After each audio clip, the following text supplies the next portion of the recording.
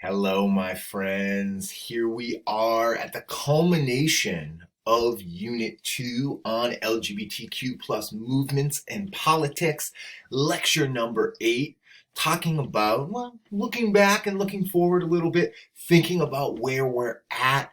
And history is not always the most useful tool for digesting where we're at right now, but we can use a historical perspective to try to put the present and the recent past into context here, right? And when we're thinking about this moment, I think that the cover image here dramatizes a lot of the shifting tides that we're seeing in this moment, where we can see above me an American flag clad and rainbow flag waving, celebrating cis white man, and on the other side, people waving a different flag and unable in many ways to wave the American flag with the same joy and pride as this man, because a lot of trans people, a lot of LGBTQ plus people in general are facing state violence, facing state repression, being deported, incarcerated, and dealing with all of these things that make it harder to celebrate this moment or to see it just simply uncritically as a moment for celebration. So today we're going to do a few different things. I'm going to talk about a number of 1990s, 2000s, 2010s reforms that are really important, some really big, long-awaited victories. Then we're going to talk about this moment that we're in, or we have been in recently, that some people called the trans tipping point. And this is something we want to put a question mark on because, well, we don't quite know always what it means. It means different things to different people. For some people, it's a really exciting potential tipping point going over towards victory. For others, right, tipping point is where you fall off the cliff. Then we're going to make some local connections, right, and tie it back in a little bit to Seattle, specifically in the Pacific Northwest in general, before we do a brief Unit 2 review. Just run through, bing, bang, boom, these past few lectures, and we will wrap up today with some midterm essay tips to help you with that, because it's coming up soon.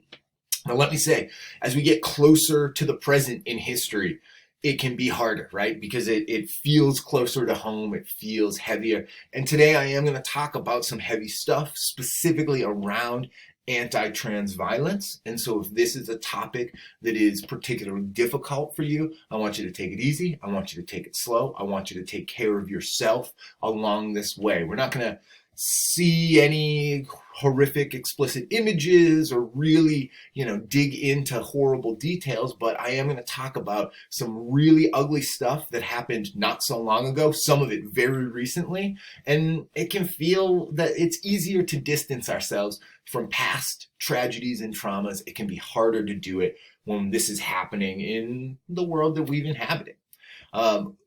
Thinking about where we're at, looking back, looking ahead, make sure by the end of this unit here, right, you finish transgender history. So our reading for today is the end of the book. Get into it, okay? You can use this book. It's a great source potentially for your essay. It does not count as finding a source on your own, though, okay? So you've got to find your own secondary scholarly source, but you can definitely use this one in addition. Could be very helpful depending on what you're writing on. And you also want to make sure you've got a copy of Alexis DeVoe's Warrior Poet, the biography of Audre Lorde. There's no ebook of this, so you're not going to be able to access it online, but there are a lot of used copies. You can get the paperback, you can get the hardback, you can buy it from a lot of different retailers. The bookstore has them, all your different online retailers. Get it. You need to get it and you need to start reading it, and you're not going to be able to access it online. So let me know if you're still struggling with tracking down a copy of Warrior Poet. You got to take action soon on that one way or another.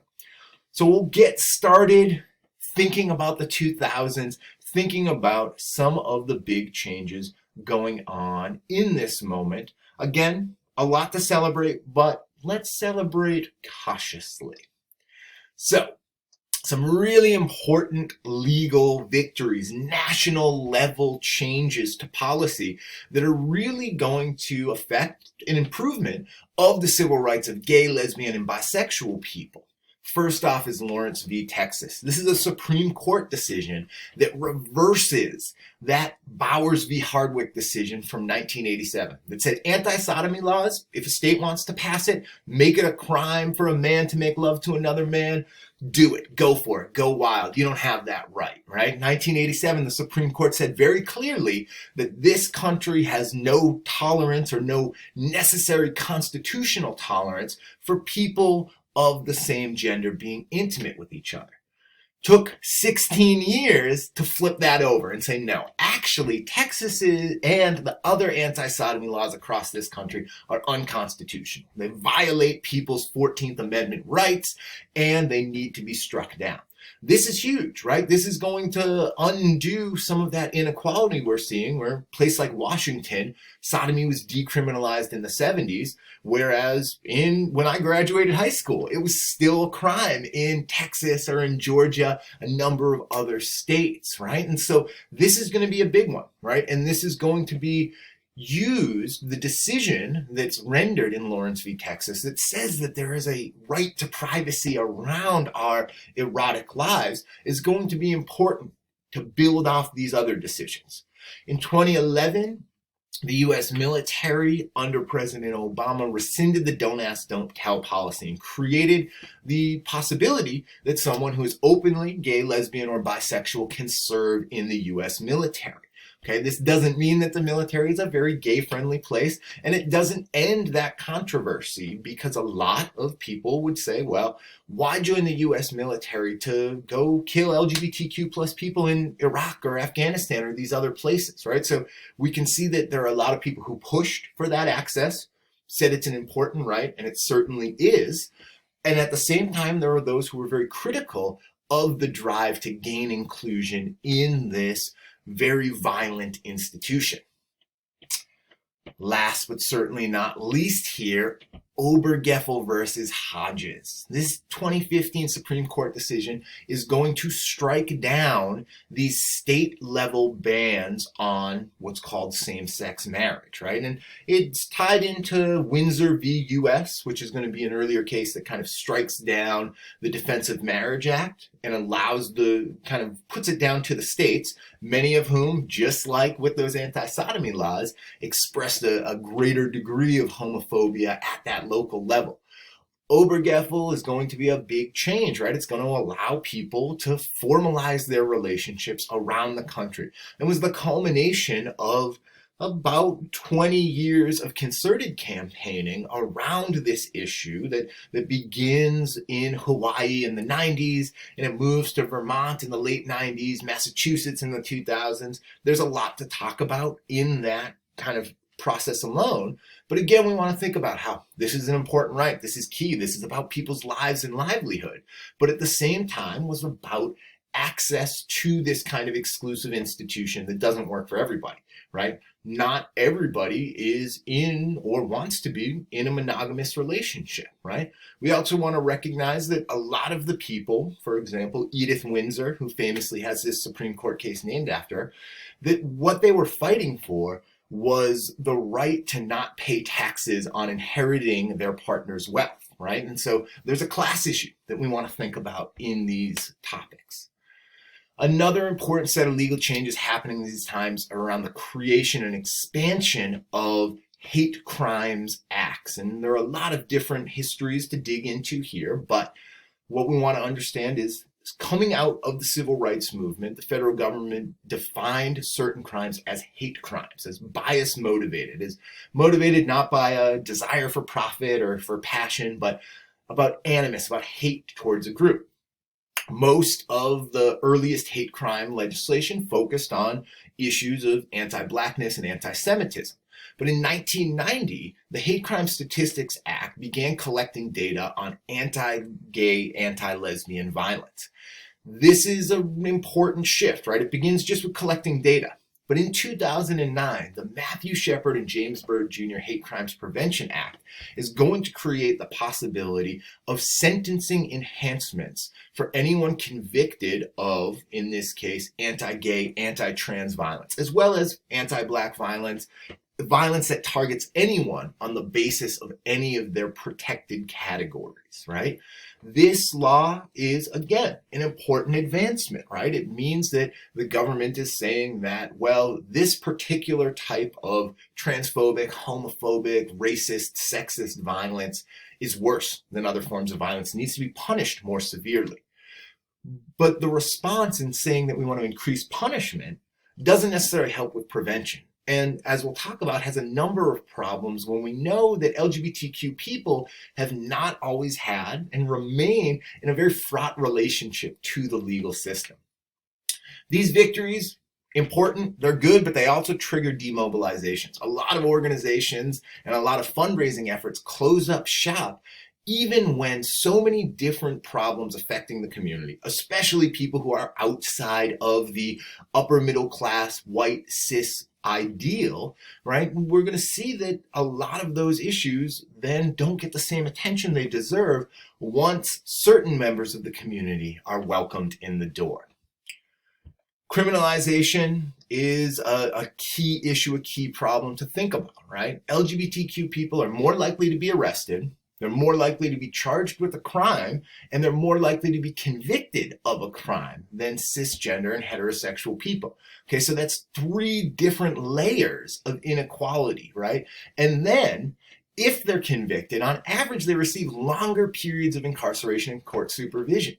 And it means that the criminal legal system is a major problem, especially, again, if you fall out of some of those ideals that the dominant society has set. So we see some examples of recently incarcerated LGBTQ plus people. Michael Johnson, who was incarcerated under HIV criminalization laws, right? HIV criminalization doesn't work, right? It doesn't actually prevent the spread of HIV, and it actually encourages people to not know their status, because if you don't know your status, you can't be charged with intentionally spreading HIV. The New Jersey 4 below show a key problem with hate crimes legislation, and it's that they tend to be neutral on the issue of oppression, right? Hate crimes legislation doesn't necessarily just prevent or respond to anti-trans violence. It doesn't do anything to prevent it, really.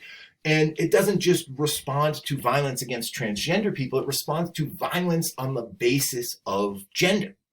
So in the case of the New Jersey 4, 4 young Black girls who identified as lesbians, they got harassed, picked on by a cis straight man who was trying to pick them up or flirt with them or be gross to them, whatever exactly. There are some different stories around it. And, well, you know, they fought back against this man who was harassing them. Then they were charged with a hate crime, an anti-straight man hate crime. Right? So it tells us that legislation can be used against the very people that it was supposedly passed to protect. And then Cece McDonald, Black trans woman in Minneapolis. She was a fashion student at the Technical Community College there. She's walking to Cub Foods with some other friends who are also Black and queer, and they get harassed by a bunch of white supremacists coming out of a bar who attack them. Cece defended herself with a pair of shears, a pair of scissors she had in her purse, and her attacker died during his assault on her.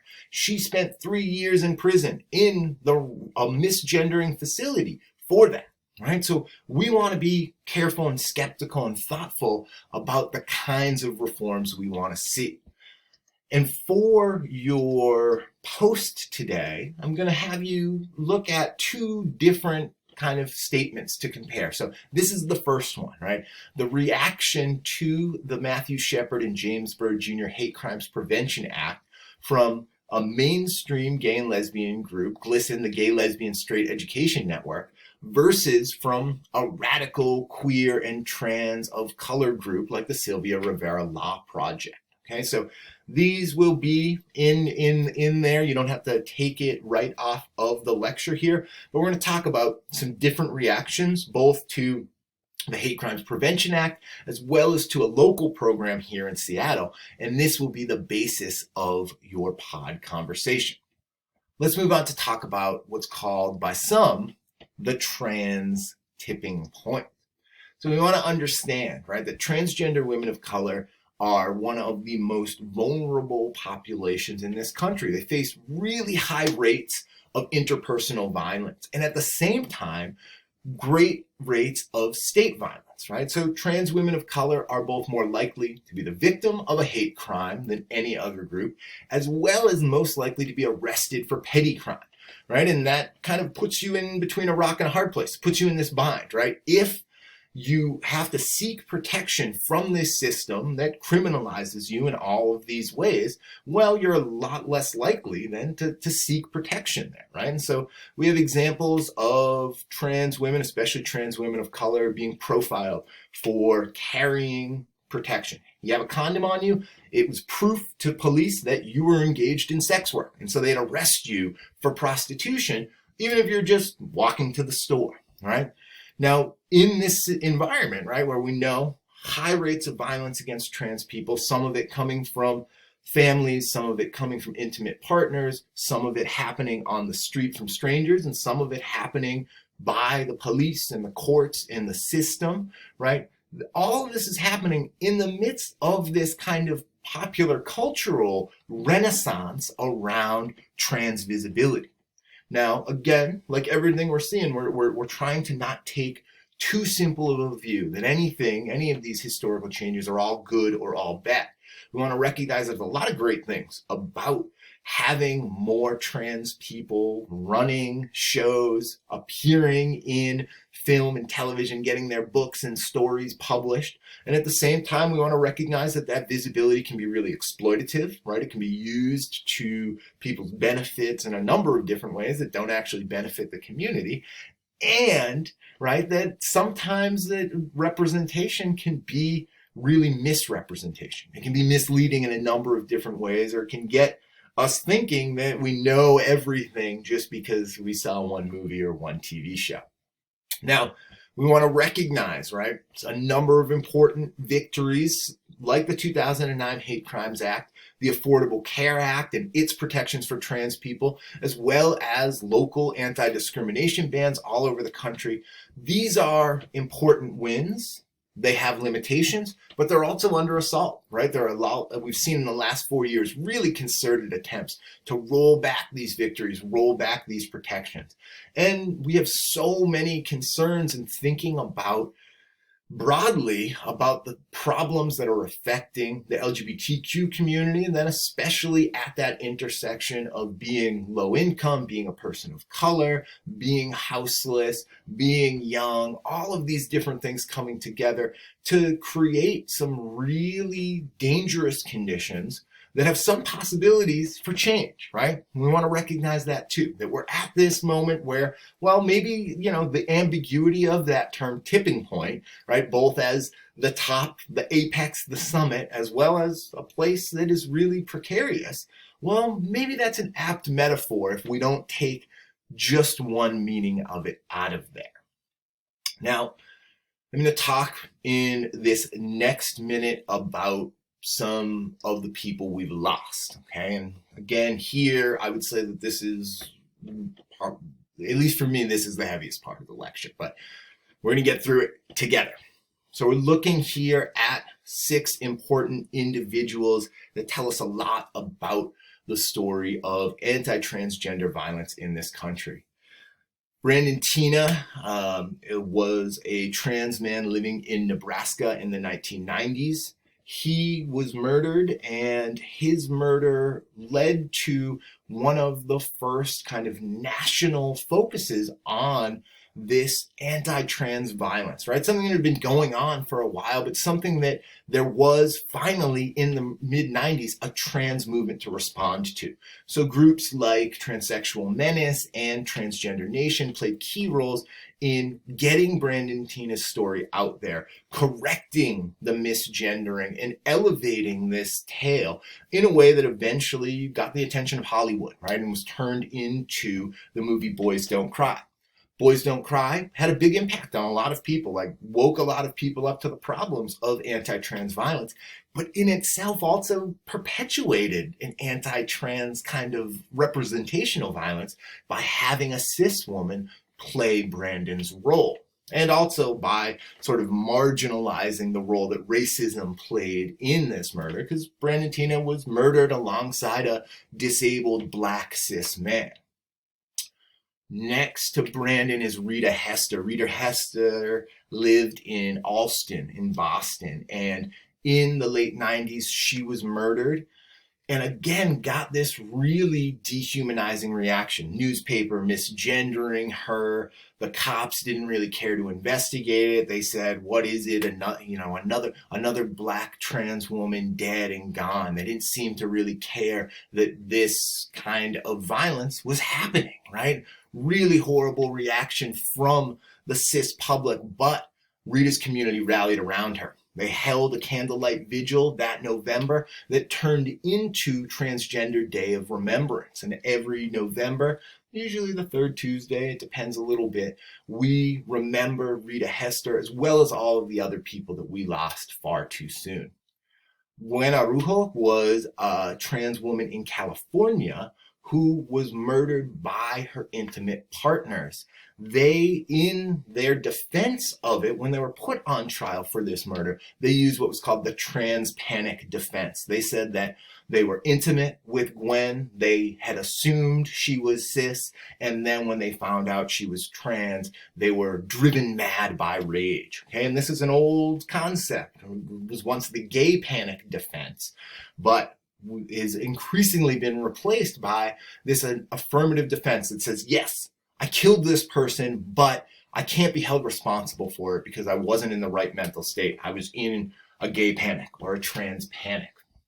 This defense, which is up to a jury to decide to accept or not, okay? And in this case, they did not. But it's still an affirmative defense that one is allowed by the system to make in most states in this country in these situations. At the bottom, Angie Zapata, who's from Greeley, Colorado, eastern Colorado. She was murdered in a parallel kind of situation in some ways to Gwen Arujo, but she was the first person who had her murderers prosecuted under one of these hate crime sentencing enhancements, right? So it was the first time someone was ever given a longer sentence on the basis of their crime being specifically anti-transgender. Now, this doesn't bring Angie back. It doesn't prevent things necessarily, right? And we know having penalties for crime doesn't stop them from happening. If they did, right, then we wouldn't have prisons and jails. So we want to think about, right, the importance of this and also the limitations of it. That it doesn't solve the problem. It's a response to it, but it's not a solution. Leila Alcorn, who was a young trans woman dealing with familial rejection, who ended up taking her own life at the end of 2014, and really was an important, especially in her kind of final message to the world, made it clear that so much of the vulnerability that trans people are facing ties back to familial rejection and ties back to being forced out of the home early or being forced to live a kind of secret double life by transphobic, homophobic parents, guardians, and communities.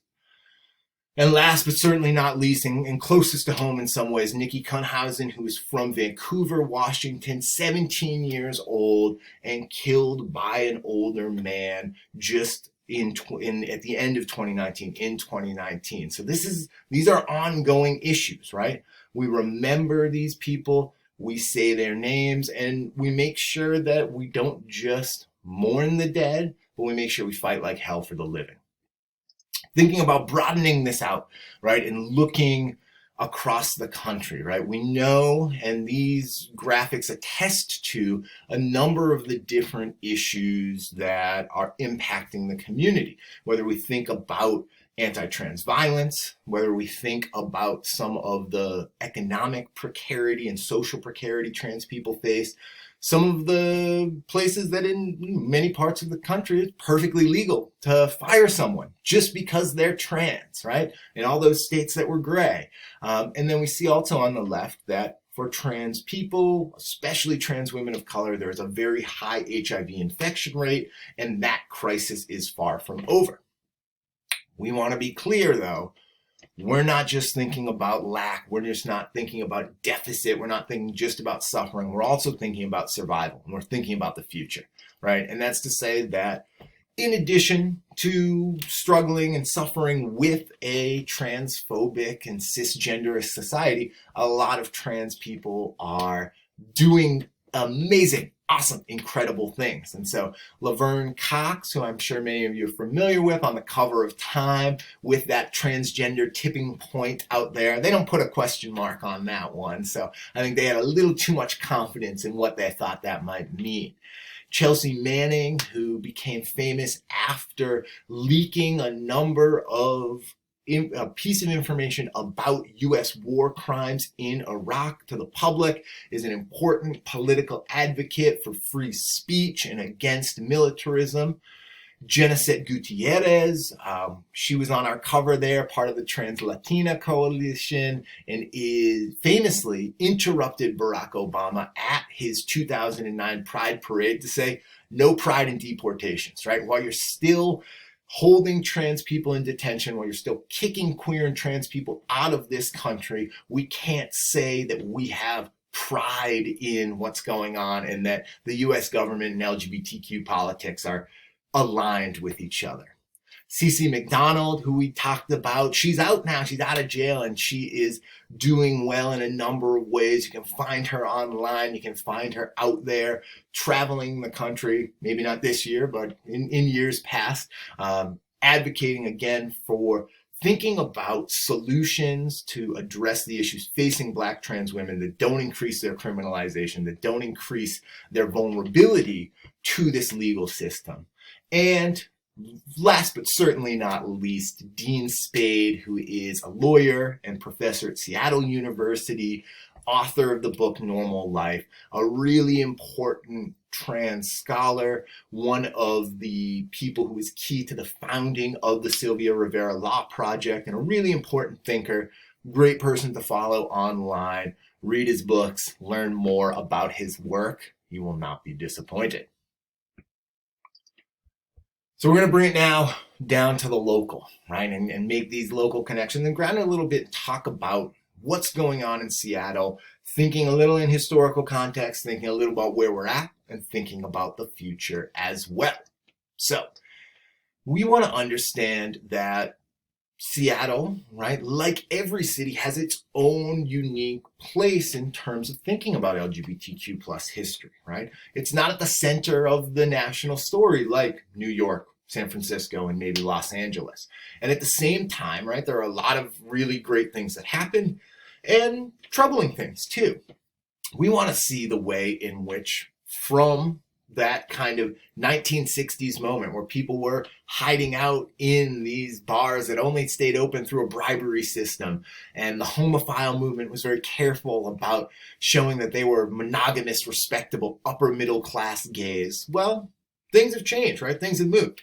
The last two mayors of Seattle have been a lesbian and a gay man, right?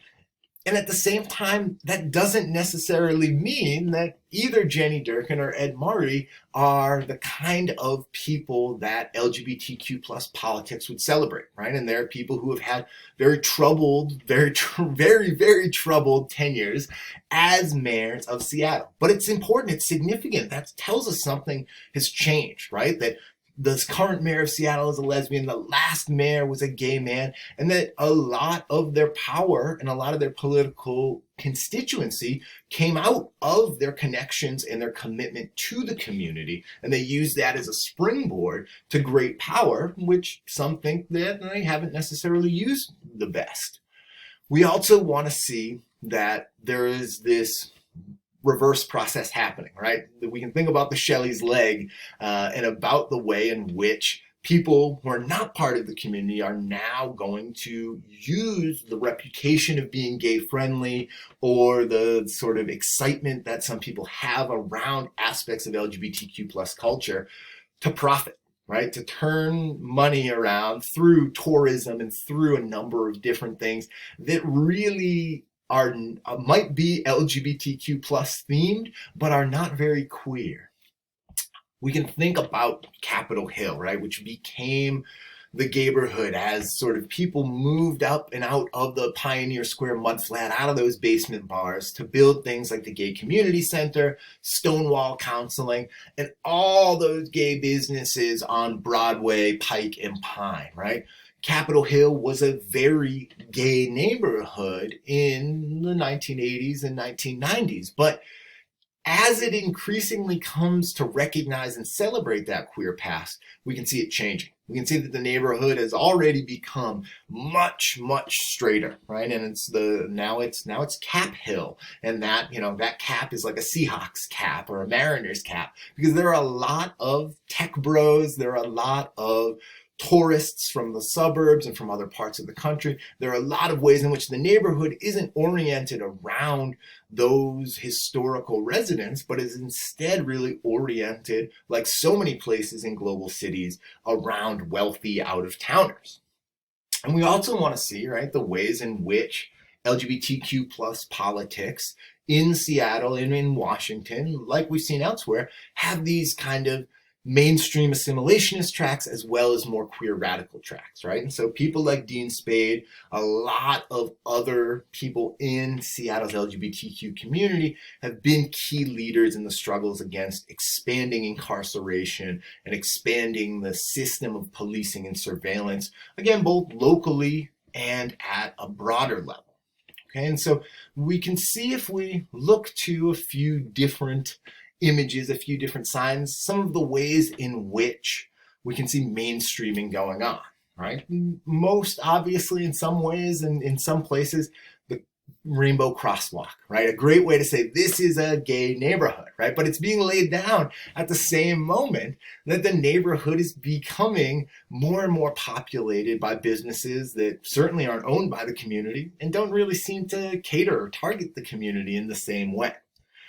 That being said, right, we can see that at least as of even a decade ago, Seattle was really at the top in large cities for the percentage of households that were occupied by a couple that identified as gay, right? And we want to see a fascinating aspect of this, and when we're thinking about some national, local, regional differences, right? Both the way that Seattle has 10 times the rate of gay couples as places like Colorado Springs, Fort Worth, and El Paso.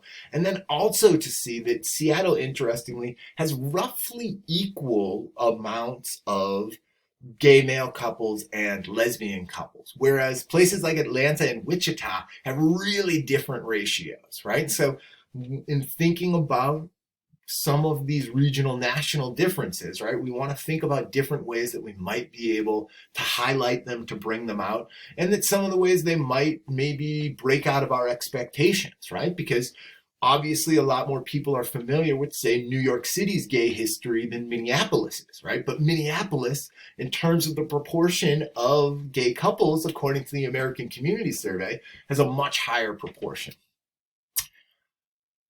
We also see the Seattle Police Department's Safe Place badge, this rainbow badge that is on a lot of Seattle police gear, as well as many businesses in Seattle and in Capitol Hill.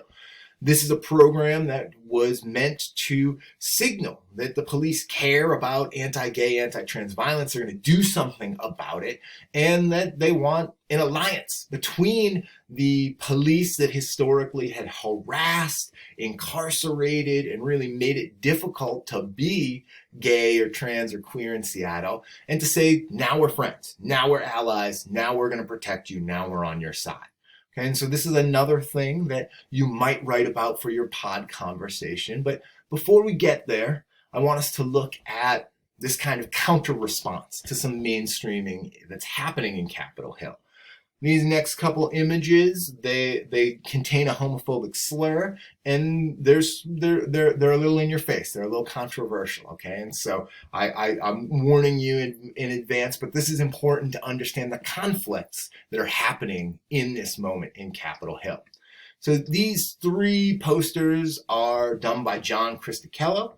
He's a Capitol Hill artist. He's gay, he's lived in the neighborhood for a long time, and he's concerned about the ways in which the neighborhood has changed, right? And This slogan, we could think about this again in relation to Shelley's leg. We came here to get away from you, right? And that slogan by itself, right? It speaks a lot. It doesn't call itself out as explicitly queer art, right? But the message in context is going to be understood by those who need it. Now we can see the kind of the couple trying to navigate, to use their smartphone and Google Maps and their North Faces to get around, right? This place that we want to understand, right, has this gay history that's being buried, right, underneath the experience of contemporary Seattle. Now we want to recognize, of course, is Chris DiCello is a white gay man, right? And some people might say, well, you know, this trope in pulling off of ancient Indian burial ground ignores the fact, of course, that Capitol Hill is an ancient Duwamish, Coast Salish burial ground. So we want to recognize, right, that even the critics can be critiqued. In the same way that some people might not like the way that Chris DiCello is pulling off of the slogan Black Lives Matter to ridicule suburban white women coming into town, right? This Bellevue Wives Matter. We want to understand these images in context, right? Why this reaction happens, what it tells us about history, what it tells us about the future, right? And so this is a key site. And if you happen to, in the future, be hanging out in Seattle, keep your eyes peeled for this kind of art. Now we can see here, and again, you don't need to pull this right off of the video here, but these different statements, one from the Seattle Police Department and one from Dean Spade, about that safe place symbol. Okay, so this will also be pasted in the pod conversation. You can use it in order to work on that conversation and respond to, again, thinking about the moment that we're at. And that brings us to our unit review. So, few things to think about. Well, let's just start over here on the right with a couple important things to remember. First off, James Baldwin. We'll talk a little bit more about the iconic Black queer author James Baldwin in our next unit. But he said American history is longer, larger, more various, more beautiful, and more terrible than anything anybody has ever said about it.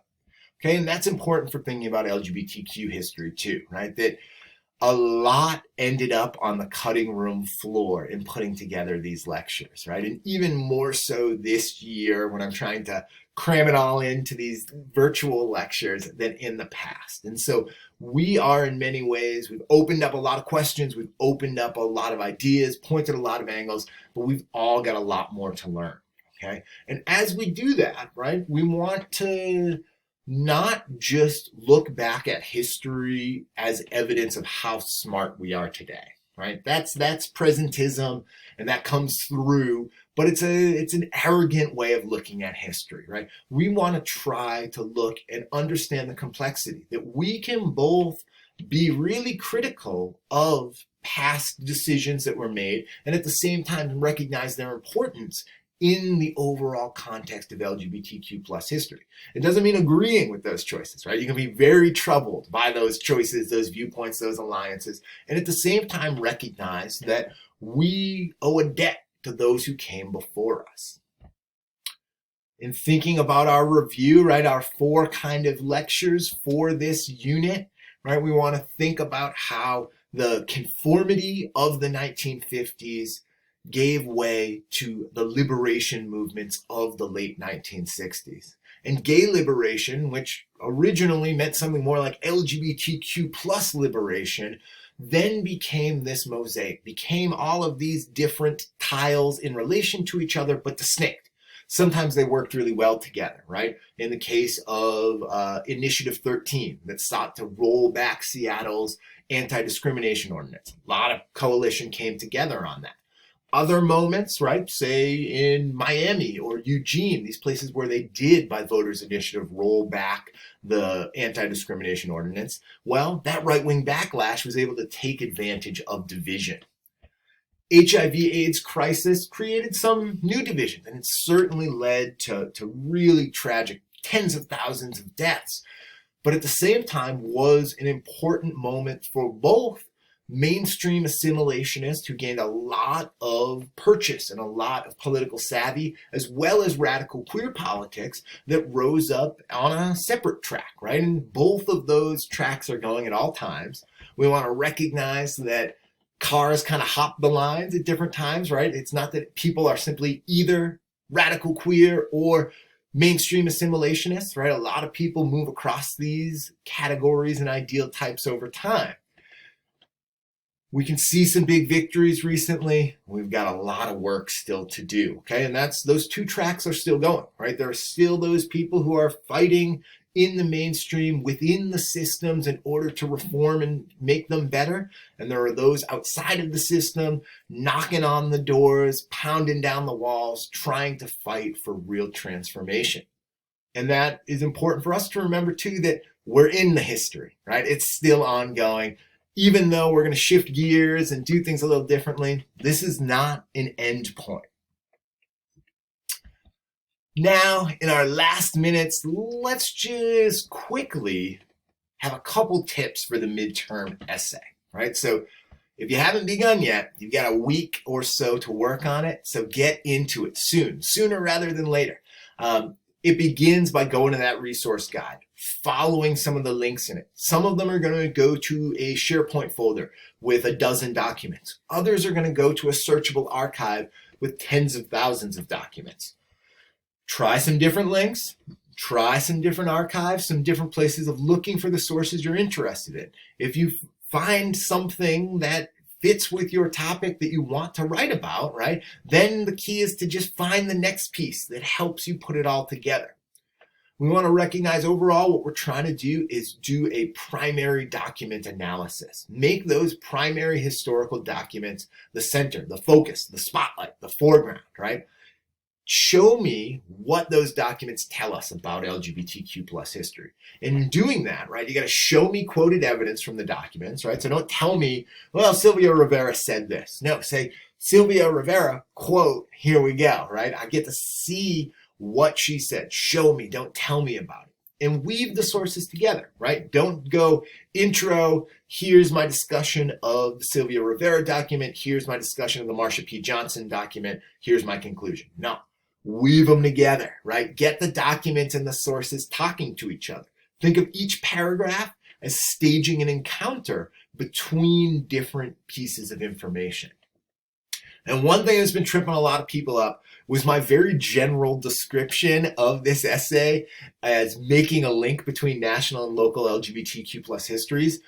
Don't worry if you don't feel like your argument is specifically about that, okay? That focus more on the requirements rather than that first sentence at the beginning, because if you write about some local sources, right, and put them in context, you're doing it. You're making that link between national and local LGBTQ histories. The key element is that you find something to ground in the local, broadly defined to be anything in the Pacific Northwest, BC, Oregon, and Washington State, right? So we'll define local very broadly and not worry so much about having the central argument necessarily refer to differences or similarities between the local and national. Focus instead on making the documents the center, the foreground, what you're going to lift up into the light. If you have questions about that or anything else, and there's John with one of his artworks. Let's talk office hours, Wednesday, February 3rd at noon. You've got a pod conversation for this as well as a reply due on the 5th. For this pod conversation, no need to do a reply. Once you do this, once you get this done, focus on the essay, okay? You've got until February 9th at midnight to get that midterm exam essay in. So you get some time, right? But it's going to take some time. You want to take your time with the resource guide. You can't just sit down and start writing. So get into that as soon as you can. And after that, right, after you do that, we're going to move right into our next unit, right? We're going to be talking about warrior poet. We're going to dig into the life of Audre Lorde, so make sure you have a copy of that book, because next week will be a little transitional. We'll have the midterm in the first half, but we will dive right into Warrior Poet. We got a big chunk to start, but then after we'll go a little bit more slowly. But again, we are now just at the halfway point of this course, just moving into the second half, and that's an exciting time, all right? So I'm looking forward to reading those midterm exam essays. If you have any questions about them or anything else, come see me at office hours, send me a message. Take care of yourselves and each other.